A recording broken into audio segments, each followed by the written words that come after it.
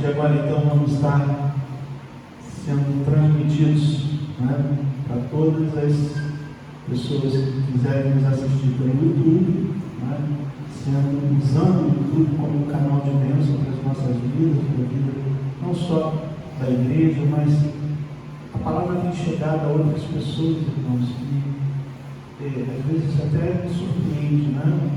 A pastora às vezes ela começa a mandar para algumas pessoas que eu mesmo não conheço, e depois a gente diz, eu fui abençoado pela palavra. A palavra sempre é uma bênção nas nossas vidas, né? Cria esse hábito de estar sempre ouvindo a palavra, cria esse hábito de estar sempre com a palavra na mão, porque a palavra de Deus é a forma de Deus falar conosco, não é? É a maneira que Deus fala com você através da palavra dele. E como eu falo com Deus? É através da minha oração, não é? Eu falo com Deus através da minha oração, e Deus fala comigo através da sua palavra. Então, às vezes, você, quando ouve uma palavra, você às vezes não está nem pensando em receber aquilo, mas Deus sabe que o teu coração precisa, porque Ele te conhece lá no interior, Ele envia aquela mensagem que cai assim como um bálsamo sobre a sua vida, não é? Então, procure estar sempre em contato com a palavra de Deus, porque é a palavra de Deus que nos transforma e é a palavra de Deus que fortalece a nossa fé, não é? A fé vem pelo ouvir, o ouvir o quê? A palavra, não é verdade? Então, esteja sempre em contato com a palavra para o seu crescimento. Eu convido você agora a abrir a palavra de Deus. Eu convido você a abrir a palavra de Deus na carta de João, primeira carta de João, capítulo 5.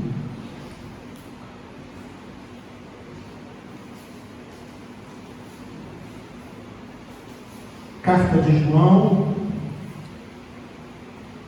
capítulo 5, finalzinho da Bíblia.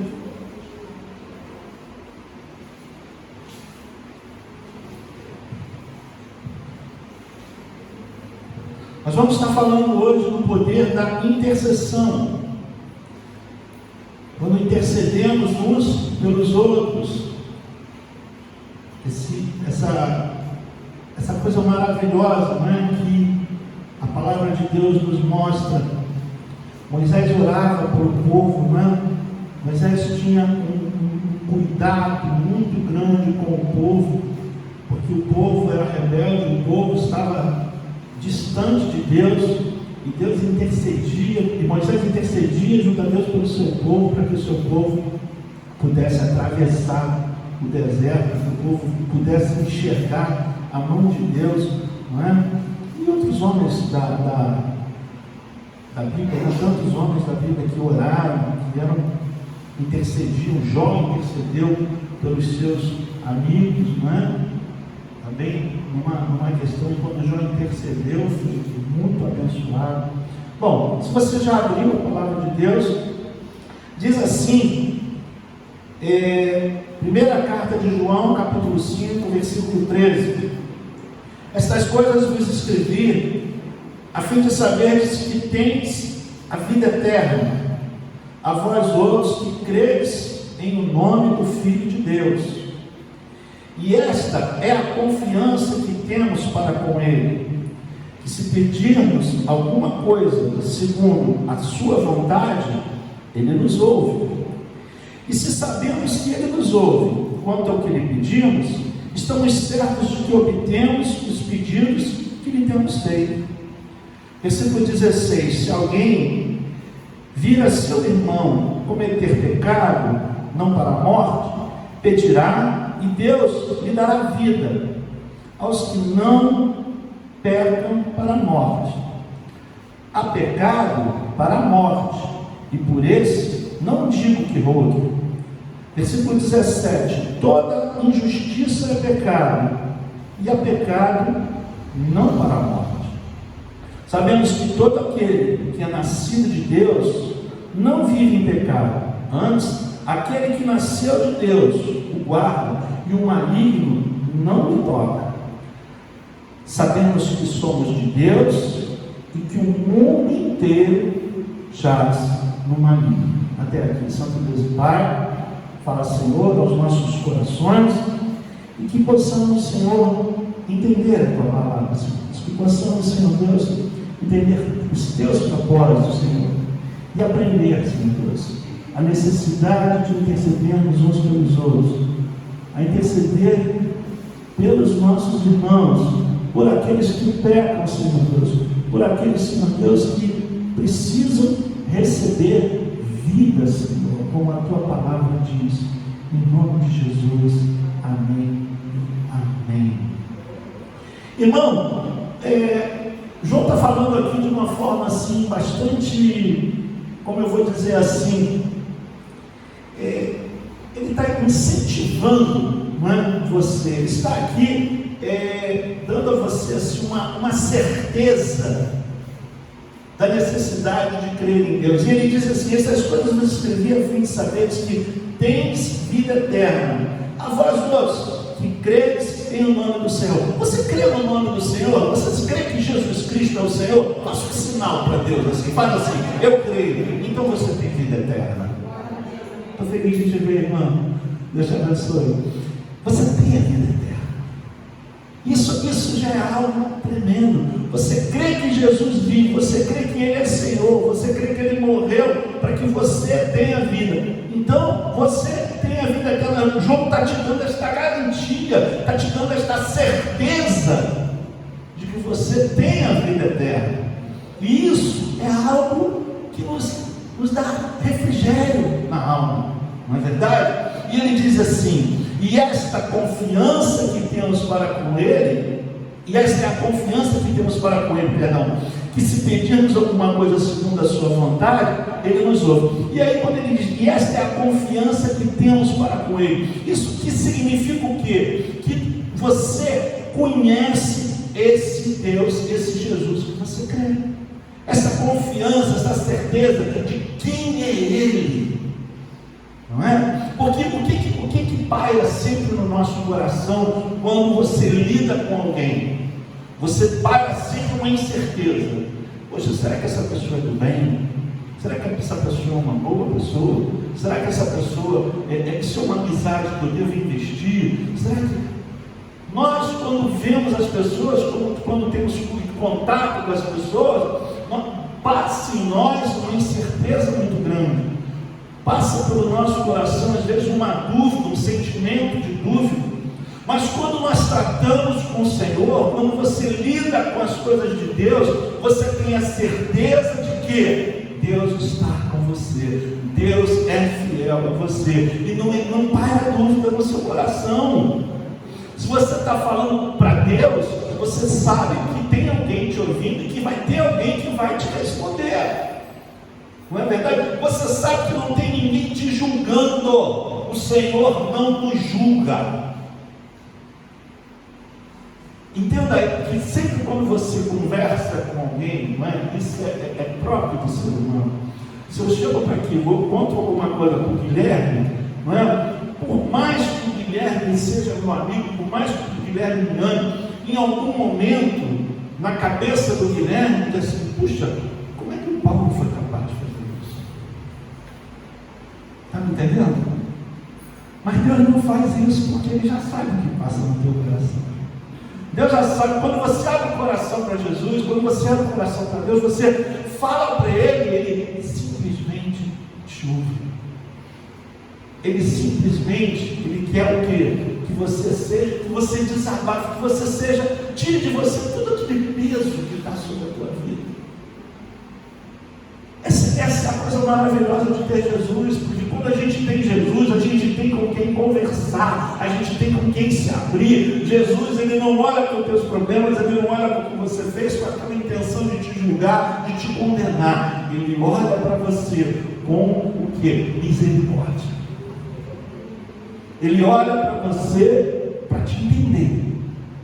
Não que Ele vá concordar com o que você acha, mas Ele te entende.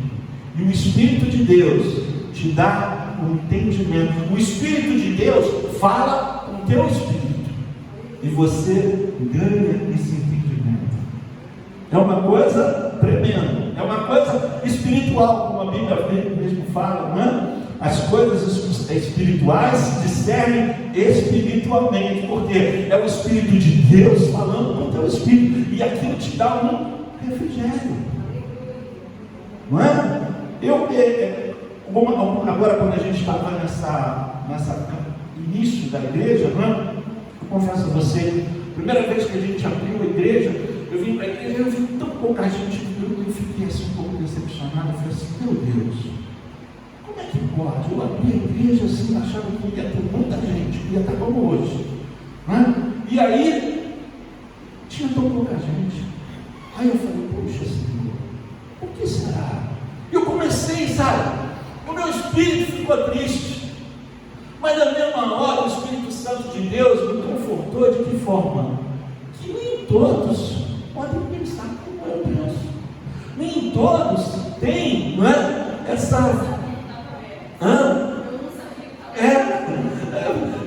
Talvez até uma família, eu avisei os cultos, mas era uma coisa assim que eu esperava que viesse, mas não era por culpa de ninguém, era uma necessidade que nós temos de nos preservar, é uma necessidade que nós temos, irmãos. O medo, esse tipo de medo, é um medo até saudável, porque esse medo faz com que você não morra, não é verdade? Esse medo faz com que você esteja dessa forma, você está respeitando o teu distanciamento, você está com a máscara, você está passando. Esse medo faz com que você preserve a sua vida. É isso que Deus quer de nós. O meu espírito ficou triste, mas na mesma hora Deus me deu um entendimento de que isso era necessário, que isso ia acontecer naturalmente, como está acontecendo hoje. As pessoas estão chegando, as pessoas já estão começando a perder o medo, as pessoas não estão afrontando, não é verdade, o problema. E isso eu fui tendo esse entendimento, e Deus tem me dado esse entendimento, louvado seja o nome dele, não é?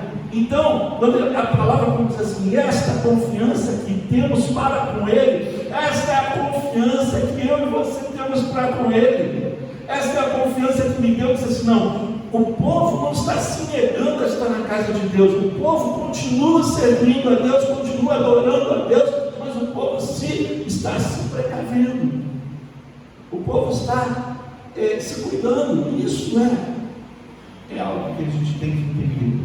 E é necessário. E aí ele diz que se pedirmos alguma coisa segundo a sua vontade, ele nos ouve. E aí entra o meu pedido. Senhor, eu quero voltar a ver a tua igreja como antes. Senhor, eu quero ver a tua igreja novamente junto. Eu quero ver a tua igreja novamente em comunhão. Eu quero ver a tua igreja como eu estou vendo hoje. Não é? E aí o Senhor realiza. Eu quero dizer que isso na prática, no teu coração, na tua vida, quando você tem pensamentos que estão em concordância com a vontade de Deus, pensamentos lícitos, pensamentos que são realmente aquilo que você deseja no fundo do coração, que não agride ninguém, que não prejudique ninguém, que é para verdadeiramente exaltar o nome de Deus, para que o nome do Senhor na tua vida seja exaltado, meu irmão, não tenha dúvida que vai acontecer. Não tenha essa dúvida. Pastor, eu queria, ontem a gente estava conversando, e eu estava conversando com a minha filha, estava falando, poxa, eu tinha muito vontade de sair daquele lugar que eu trabalhava, eu estava muito mal naquele lugar que eu trabalhava, e aí eu comecei a orar a Deus, e de repente Deus foi e me tirou de lá. Eu falei, pois é exatamente isso. Quando você quer alguma coisa que é lícita, você quer ter prazer, você quer viver bem, você quer estar, não é, vivendo a plenitude que o Senhor quer para a sua vida. Mas você está num lugar que você é infeliz, que você está mal, que você não está bem, que está te entristecendo, que você vai para lá angustiado, em trabalhos que a gente vai, você já deve ter passado por isso, eu já passei, e você vai para aquele lugar angustiado, você vai ser obrigado a ir. Tem situações, não é? Eu imagino aqui, eu olho para as pessoas, eu tenho certeza que isso já aconteceu com alguém, que você foi para determinadas situações, você foi atender um cliente, que aquele cliente te entristeceu. entristece, te aborrece, você vai. Mas aí o que você fala? Senhor, cria uma situação para que isso mude. Cria uma situação para isso se tornar diferente. E a coisa acontece. Então, se você coloca para Deus, se você tem hoje algo no teu coração que te angustia, se você tem algo hoje no teu coração que te entristece a ponto de te desanimar, de te abater, começa a colocar ele agora para Deus. Começa a apresentar para o Senhor. Senhor, olha, eu preciso disso. Eu quero ver isso. E isso é para engrandecimento no teu nome. Que quando acontecer, eu vou dizer, a mão do Senhor fez isso. Porque a gente tem muito que colocar isso para a gente também. A gente tem que aprender esse ensinamento. De quando a gente pede algo a Deus, que a gente quer muito e que consegue, a gente tem que dizer, mesmo que seja sozinho, dentro do teu quarto, Senhor, obrigado, porque isso eu sei que foi você que me deu. Eu quero engrandecer o teu nome, porque não havia possibilidade de nenhuma de eu conseguir isso nesse momento. Mas tu me deu. A gente tem que ter isso no coração, porque ele está dizendo aqui, ó, esta é a confiança que temos para com ele, que se pedirmos alguma coisa segundo a sua vontade, ele nos ouve. E claro, e aí diz assim, versículo 15, e se sabemos que ele nos ouve quanto ao que lhe pedimos, estamos certos que obtemos os pedidos que lhe temos feito. Claro, se eu estou certo, se eu tenho certeza do Deus que eu sirvo, do Deus que eu falo, do Deus que eu sei que está atento ao que eu estou falando, do Deus que eu sei que está olhando e me vendo, que está me entendendo, eu sei que eu vou receber. Se está de acordo com a vontade dele, eu não estou pedindo nada. Não é verdade? Eu tinha um pastor, um senhorzinho, que eu gostava muito dele, e ele sempre usava essa expressão: eu não preciso de um helicóptero. Então, se eu pedir um helicóptero para Deus, Deus não vai me dar. É claro, se eu não preciso de um helicóptero, helicóptero para mim seria uma ostentação, uma coisa desnecessária, eu não preciso. Então, Deus... Agora, existem pessoas que precisam de um helicóptero. E se pedir, não é nada demais. Existem pessoas que precisam se deslocar, que precisam trabalhar, que precisam ir para cobrir distâncias. Bom, se ele tem dinheiro suficiente para isso, é perfeitamente. Se não tem condição de eu ter um helicóptero, Deus vai dar um helicóptero para que ele possa exercer aquilo que ele precisa. É lícito. Não é? Então não fique preocupado se você está sendo, não é? Se você está pedindo algo. Já falei aqui também várias vezes, você quer pedir uma bênção ao Senhor, eu quero um carro. Amém. É lícito você pedir um carro. Eu quero uma casa. É lícito você pedir uma casa. Agora, começa a desenhar para Deus como é que você quer a casa. Começa a dizer para Deus assim, Senhor, eu quero uma casa assim, ó, com um quarto, e depois eu vou dar um armário bom. Eu quero um quarto, uma casa que tem um banheiro no meu quarto. Eu quero uma suíte. Senhor, eu quero uma sala que eu possa botar uma mesa, que eu possa botar meu pai, minha mãe, meus irmãos, meus sobrinhos, que eu possa receber. Eu quero, Senhor, é lícito. Você não está ostentando, você está desenhando para Deus aquilo que você sonha. Então, se você coloca essas coisas para o Senhor, Ele pode ter certeza. Se sabemos que Ele nos ouve, quanto ao que lhe pedimos, estamos certos de que obtemos os pedidos que Ele nos tem feito. Agora vem a intercessão. Agora ele vai falar para você a respeito de como a gente deve proceder para com os nossos irmãos, para que sejamos abençoados. Já falei várias vezes aqui a respeito de quando Jó intercede pelos seus amigos. Aqueles amigos que disseram uma opção de coisa para ele, coisas até que Deus não tinha nem passado na cabeça de Deus, eles estavam querendo colocar para Jó. Não é verdade? E aí diz o que a palavra de Deus? Mudou Deus a vida de Jó quando ele orou pelos seus amigos. E aí Deus deu uma opção de coisa para Jó. Diz o texto assim, ó: se alguém vir a seu irmão cometer pecado não para a morte, pedirá e Deus lhe dará vida. Você vai dizer, pastor, não entendi. se alguém cometeu um pecado que não é para a morte. Mas a Bíblia não diz que o salário do pecado é a morte? Diz. Mas tem pecados que não são para a morte. Essa morte, que ele quer dizer, quando a Bíblia diz assim, o salário do pecado é morte física, morte espiritual. Existem pecados que nos levam à morte física.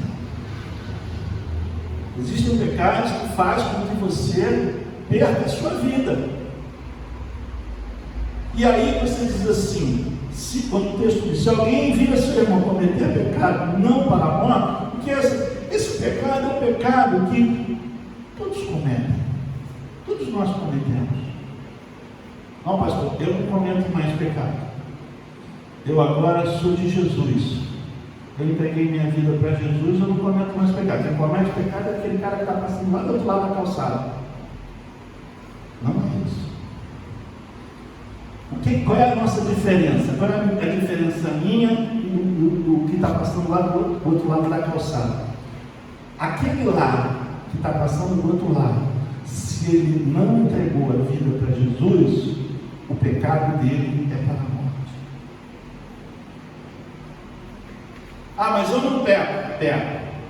Mas o meu pecado não é para a morte. Por quê? Porque eu tenho um Cristo, um Jesus que eu aceitei e que serviu de propiciação. Por quê? Pelos meus pecados.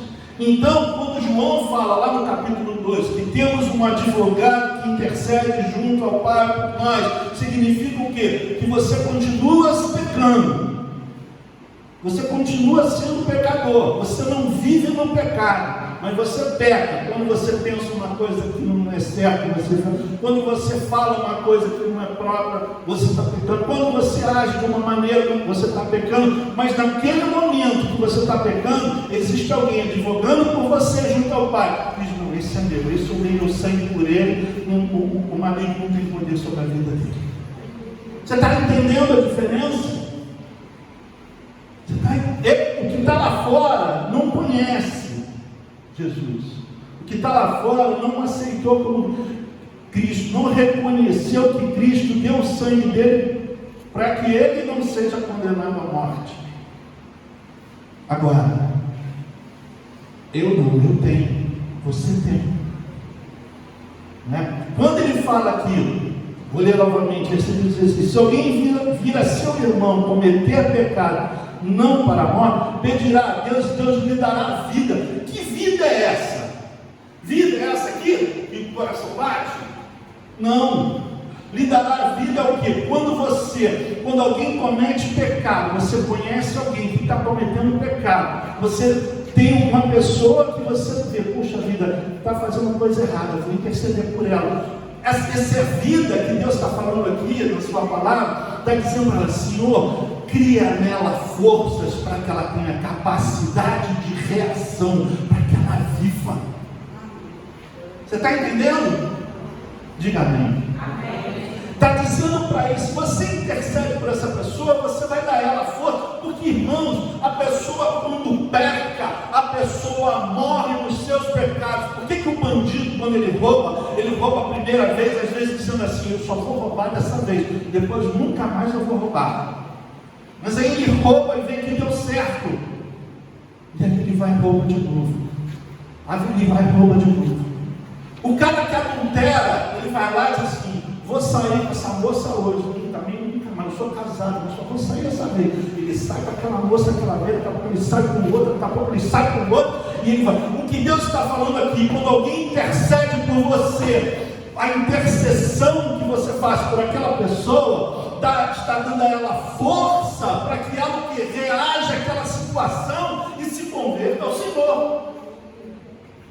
Por isso ele está dizendo aqui, se alguém vira seu irmão cometer pecado não para a morte, pedirá a Deus, e Deus lhe dará vida aos que não pecam para a morte. Ou seja, a esses que eu falei para vocês, a esses que faz a mesma coisa que a gente faz, só que a gente tem um advogado, eles não têm. Aí você intercede por ele, para quê? Para Deus dar força para ele buscar o advogado. É isso. Agora, ele diz assim: há pecado para a morte, e por esse não digo que rogue. O que João está falando aqui é dos fariseus. Os fariseus que negavam a deidade de Jesus, que não reconheciam que Jesus era Deus. Pecar contra o Espírito Santo de Deus é para aqueles que têm o Espírito Santo. Porque se você não tem o Espírito Santo, não tem você como pecar contra ele. Quando a palavra de Deus fala pecado para a morte, pecar contra o Espírito Santo não tem perdão, significa o quê? Que nós, que conhecemos o Espírito Santo, os fariseus conheciam, sabiam que Jesus veio. Eles não queriam aceitar. Quando nós temos um comportamento de dizer: quer saber? Jesus é tudo uma mentira. Jesus não muda a vida de ninguém. Isso aí, Jesus é balela, conversa fiada. Isso é engodo. Você está pegando com o Espírito Santo de Deus. E contra esse pecado não tem oração, é juízo. É juízo. A Bíblia deixa bem clara lá em Mateus. Contra esse pecado não adianta você. Deus não quer que você interceda, porque esse ele vai dar conta com ele. Se ele não se arrepender sozinho do que ele está fazendo, para ele não tem jeito. É que nem o que fala lá em Hebreus capítulo 6, diz que existem situações que não haverá perdão para determinados pecados. Ou seja, Hebreus ainda dá uma ênfase assim mais, ou seja, aqueles, se você falar em Hebreus 6, você vai ver aqueles que conheceram Jesus, que, por exemplo, eram os crentes, não conheciam Jesus, aí serviam lá na macumba, matavam o bicho, faziam sacrifício, rasparam a cabeça, aí vai e se converte. E Jesus é Deus, Jesus é Deus, Jesus é Deus. Não, vou voltar para a macumba novamente, vou continuar matando o bicho. Hebreus 6 diz que sobre essas pessoas não haverá perdão. Então, o que o texto está falando aqui no capítulo 17? Toda injustiça é pecado, e é pecado não para a morte. Aí ele diz assim, versículo 18: sabemos que todo aquele que é nascido de Deus não vive em pecado. Antes, aquele que nasceu de Deus o guarda, e o maligno não lhe toca. Deixa eu falar uma coisa aqui para você. Você já entendeu o que significa ser nascido de Deus e nasceu de Deus? Tem uma diferença. Nasceu de Deus é uma coisa, nascido de Deus é outra. Quem é que nasceu de Deus? Jesus. Jesus nasceu de Deus. Por isso que na Bíblia está escrito aquele com letra maiúscula. Aquele que nasceu de Deus está escrito com letra maiúscula. Por quê? Esse aquele é Jesus. Agora, nascido de Deus é aquele que está lá em João capítulo 3. Vai lá em João capítulo 3. Deixa marcado aí no monitor. João capítulo 3.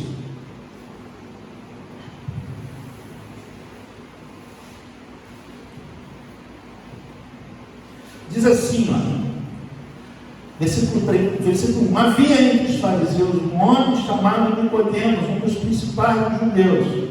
Este de noite foi ter com Jesus e lhe disse: Rabi, sabemos que és mestre, filho da parte de Deus, porque ninguém pode fazer esses sinais que tu fazes, se Deus não estiver com ele. Versículo 3: a isso respondeu Jesus: em verdade te digo que se alguém não nascer de novo, não pode ver o reino de Deus. O que é nascer de novo? É o nascido. Nascer de novo, quando Nicodemos pergunta para ele, pode um homem, depois ele diz assim, versículo 6, para eu completar o que eu vou falar: o que é nascido da carne é carne, o que é nascido do Espírito é Espírito. Não te admires de eu te dizer: importa-vos nascer de novo. Então significa o quê? Eu posso nascer de novo? Claro que não.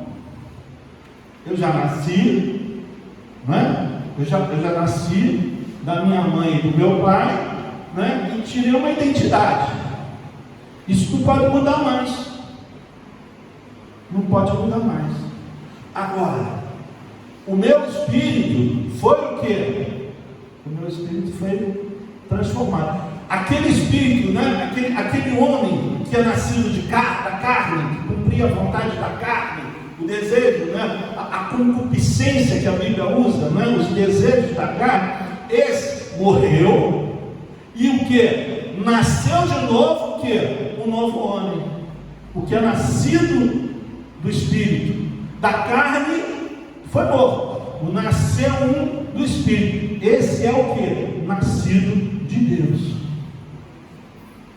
Entendeu, tipo amém? Esse é nascido de Deus. Então esse é uma nova criatura, é uma nova pessoa. Então a gente volta para lá, onde eu estava, né? Aquele que nasceu de Deus, vou fazer o 18. Sabemos que todo aquele que é nascido de Deus não vive em pecado. É nascido de Deus, é nascido do Espírito. Se você é nascido do Espírito, você é nova criatura. Você não vive mais em pecado. E outra diferença também que é importante reconhecer. O que é? Viver em pecado e ser pecador. Tem outra diferença. Um exemplo: viver em pecado. Vou voltar para o adultério. Eu sou casado, mas tem um caso. Caramba, sou casado, eu tenho Jesus, eu tenho que me livrar disso. Mas é mais forte que eu sou louco por essa mulher, não consigo largar essa mulher. Fico insistindo, vivendo no pecado. Não é? Agora, o que peca é diferente. O que peca, ele comete até o erro. Ele até, vamos usar também o adultério, ele até vai lá e dá um passo em falso. Bota a mão na cabeça e diz assim: Senhor, eu me arrependo, eu quero mudar. Isso vai ter um preço? Vai ter um preço. Por quê? Se a mulher descobrir, ele vai perder a família. Isso vai perder a confiança dos filhos, muitas vezes. Né? Vai ter que dar pensão para o resto da vida. Né? Isso aí é vitória no bolso, vai ter um preço. O salário do pecado tem um preço. Né? Agora, diante de Deus, se ele se arrepende e pede perdão e diz: Senhor, eu não quero nunca mais fazer isso, me dá uma oportunidade, muda a minha vida. Ele até pode perder a mulher, ter que dar atenção, perder a confiança do Espírito, salário do pecado, o preço do pecado que ele cometeu, mas pagou um preço, né? Davi pagou esse preço com Betseba. O que aconteceu? Ele teve aquela história com Betseba, adulterou, matou, né? O que aconteceu? Perdeu o filho, chorou, sofreu, ficou mal, mas o que? Salmo 51, vai lá, se arrepende, pede perdão e retoma sua vida novamente. Diz a palavra de Deus: depois que o filho morreu, ele se levantou, mudou a sua roupa, se alimentou, entrou no templo, pediu perdão a Deus e retomou sua vida. Porque Davi era um homem segundo o coração de Deus. Então, meus irmãos, isso é a mudança na vida da gente, né? Então, quem nasce do Espírito é transformado. E aí, o que ele diz? Sabemos que todo aquele que é nascido de Deus não vive em pecado. Antes, aquele com letra maiúscula, ou seja, Jesus, que nasceu de Deus, o guarda, e o maligno não lhe toca. Pastor, eu não entendo isso. O maligno não lhe toca. Pastor, eu conheço crente que fica irado. Eu conheço crente que mete o malho no meu vizinho, que é maledicente. Eu conheço crente, até que já fala palavrão, eu já ouvi até ele falando palavrão. Eu conheço crente que peca, porque a gente peca. Aquele que nasceu de Deus nos guarda, o maligno não nos toca. O que a palavra de Deus está falando? Você é presa, você, como é que eu vou dizer? Você é até atacado pelo inimigo. O inimigo coloca tudo isso em você. Coloca ira, coloca maledicência, aí você faz e diz assim: caramba, Senhor, me perdoa. Senhor, puxa, errei de novo. Senhor, eu estou falando de novo daquela pessoa, não tinha que ter falado, me perdoa, Senhor. Poxa, aí você vai, dobra teu joelho, olha, Deus, Senhor, te perdoa. Senhor, eu falei, me exaltei, xinguei aquele cara na rua, no trânsito, hoje, aquilo me fez um mal, xinguei de manhã, está de noite já, eu ainda estou com aquilo no coração, aquilo está me incomodando, Senhor, me perdoa, tira isso, Senhor. O Senhor tira. Agora, quando ele diz, o maligno não lhe toca, ele está dizendo para você que aquele que é de Deus, o maligno não lhe detém, não lhe segura, não lhe impede de avançar. Deu para você entender? Diga amém. Aquele que é de Deus, o maligno não consegue impedir. Meu irmão, se você tiver que avançar em nome de Jesus, você vai avançar. Se você tiver que repreender, ele vai te dar autoridade para repreender o demônio em nome de Jesus, você vai avançar. Porque não é um pecado, esse pecado que todos nós temos e que o Senhor é sabedor disso, vai nos deter. O maligno não nos detém. Você pode dizer amém? Amém. Glória a Deus. O maligno não te detém. Você não precisa ficar preocupado, isso está me acontecendo, porque talvez naquele dia eu fiz isso, então agora eu estou pagando. Agora, isso na vida do Filho de Deus não existe, porque o maligno não te detém. Eu tenho que entender isso, porque senão eu faço o jogo dele. Ele consegue te deter. Você tem que receber essa autoridade do Senhor de Deus. Diz: não, isso não tem nada a ver com isso aqui, eu já me resolvi com Deus. Isso aqui eu já falei com Ele, já me arrependi, já pedi perdão. Eu agora vou enfrentar, vou à frente. Não existe poder do mal sobre a minha vida. O mal não me detém. E finalmente, 19, sabemos que somos de Deus e que o mundo inteiro jaz no maligno. Senhor, eu queria entender isso melhor. Eu sou de Deus, amém. Você é de Deus, eu também. Quer dizer que o mundo inteiro está morto? Quando a palavra de Deus de jaz, né? Aqui a palavra jaz significa o quê?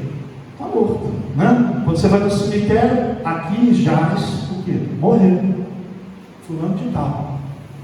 Quando você diz assim, sabemos que somos de Deus e que o mundo inteiro jaz no maligno, essa palavra aqui jaz, aqui, ela tem um outro sentido, não de morte. Mas aqui ela diz o quê? O mundo inteiro dorme no maligno. O mundo inteiro descansa no maligno. Você está entendendo, Dinamite? O mundo está dormindo. Não, aquele que não tem Deus não atenta para o fato de que ele está sendo usado pelo maligno.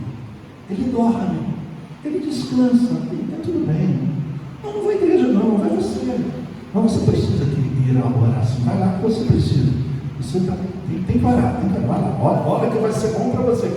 Mas ele não, ele acha que ele dorme no maligno. Ele descansa no maligno. Ele não é incomodado. Porque o diabo só incomoda quem atrapalha a vida dele. O diabo não incomoda quem não atrapalha ele. Quem atrapalha dele já é dele. O mundo jaz no maligno, o mundo descansa no maligno, porque a vida é bom. Todo caminho me leva para Deus. Lá fora diz assim, pergunta lá, se eu for para aqui, se eu for para ali, todo caminho me leva para Deus. Mentira. Só existe um caminho, eu sou o caminho, a verdade e a vida. Quem crer em mim, ainda que morra, viverá. Não é verdade? Só existe um caminho, Jesus. Mas ninguém leva a Deus. Então, meu irmão, nós temos que entender a palavra esmiuçar a palavra para que a gente possa entender o plano de Deus, para que a gente possa entender aquilo que a gente lê, para que a gente possa entender as artimanhas do inimigo de Deus. A gente diz assim, o mundo inteiro está morto, mas está todo mundo morto. Não, está todo mundo vivo. Está todo mundo vivo lá fora. Mas o que? Adormecido. Sabe aquele cara que está... O inimigo está acusando ele de marionete. É como se ele estivesse cheio de Rivotril. Não sente nada. Está tudo bem. Você está sentindo a pressão. Você está sentindo a luta. Você, por quê? Você está em Deus. E o quê? As trevas, a luz milita contra as trevas. Verdade? Está em luta o tempo todo. Ele não, eles estão, parece, aparentemente eles estão bem. Só que, na hora, quando ele diz aqui, toda injustiça é pecado. E há pecado, toda injustiça, ou seja, aquele que não é justo, aquele que não é justificado por Deus, porque aquele que não é justo, não é? Como é que eu vou dizer para você? Como é que eu vou dizer? Você pode estar dizendo assim, não, pastor, ele está falando aqui de injustiça, aquele que pratica a injustiça também. Mas aquele que não é justo, que não é justificado por Deus, ele está dormindo.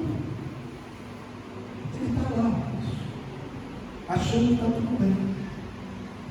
Então, irmãos, que essa palavra aqui, esses dois versículos 18 e 19, possam ficar no teu coração.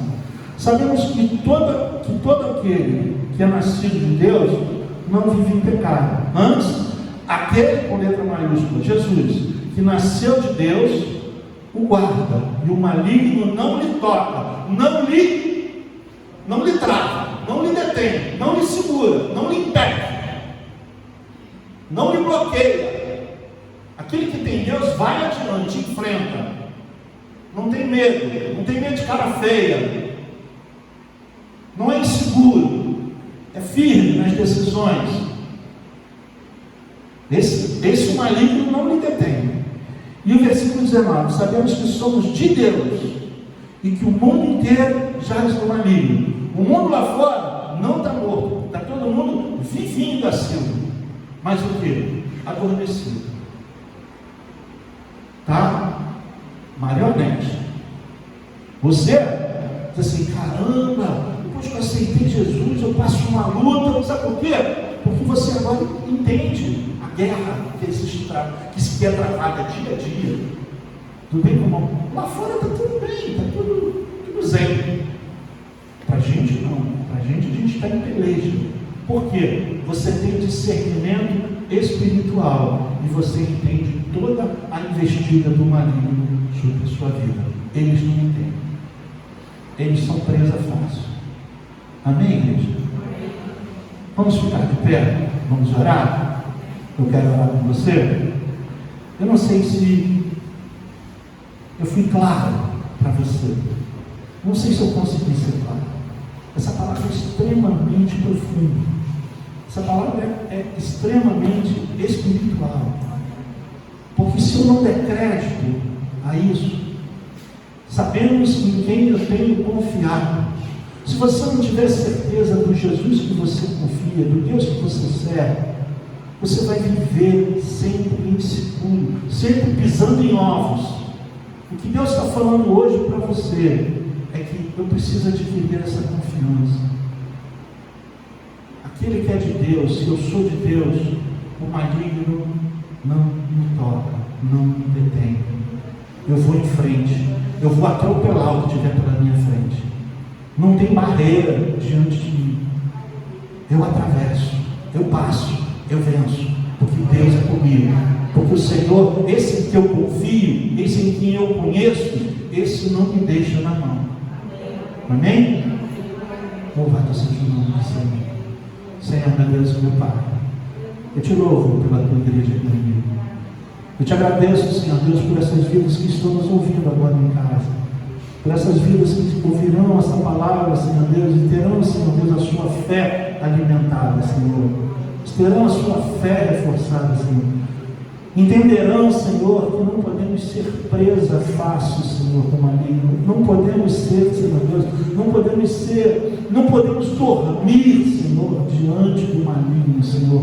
Precisamos estar na fornalha, precisamos estar firmes, porque podemos até estar na fornalha, mas, Senhor Deus, seremos guardados por Ti, seremos preservados, Senhor Deus, passaremos pela fornalha, Senhor Deus, e não seremos queimados, Senhor Deus. Estaremos, Senhor Deus, sempre seguros, estaremos sempre guardados pela Tua mão poderosa, Senhor, que nos guarda. E tudo aquilo, Senhor, que pedirmos segundo a Tua vontade, tudo aquilo, Senhor Deus, que tiver em concordância contigo, Senhor, será realizado. Que os nossos pensamentos, Senhor Deus, possam estar como, Senhor Deus, a Tua palavra, Senhor, como lá em Jeremias, Senhor Deus, que diz, capítulo 29 de Jeremias, diz que os Teus pensamentos não são os vossos pensamentos, não são os nossos pensamentos. Tu tens, Senhor Deus, verdadeiramente, Senhor Deus, a palavra, Senhor Deus, que desejamos, Senhor Deus. Eu é que sei que pensamentos tenho a vosso respeito, pensamentos de paz e não de mal, para vos dar o fim que desejais. Assim diz a Tua palavra, Senhor Deus, e os Teus pensamentos, Senhor Deus, precisam ser, Senhor Deus, os nossos pensamentos. Que nós possamos entender os Teus pensamentos, Senhor Deus, dar discernimento espiritual, Senhor Deus, que o Teu Espírito Santo possa clarear a nossa mente, Senhor, para que possamos entender os Teus pensamentos, os Teus propósitos, entender a demora, muitas vezes, na nossa vida. Por que não aconteceu agora? Por que ainda vai acontecer? Porque Tu sabes a hora, Tu tens um momento, Senhor Deus, certo para as nossas vidas.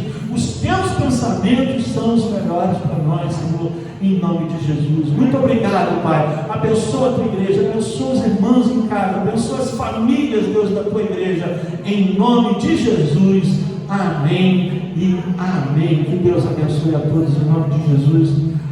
Que você possa ter recebido esta manhã essa palavra que eu tenho certeza que vai gerar em você uma nova visão, um novo mover na sua vida, em nome de Jesus.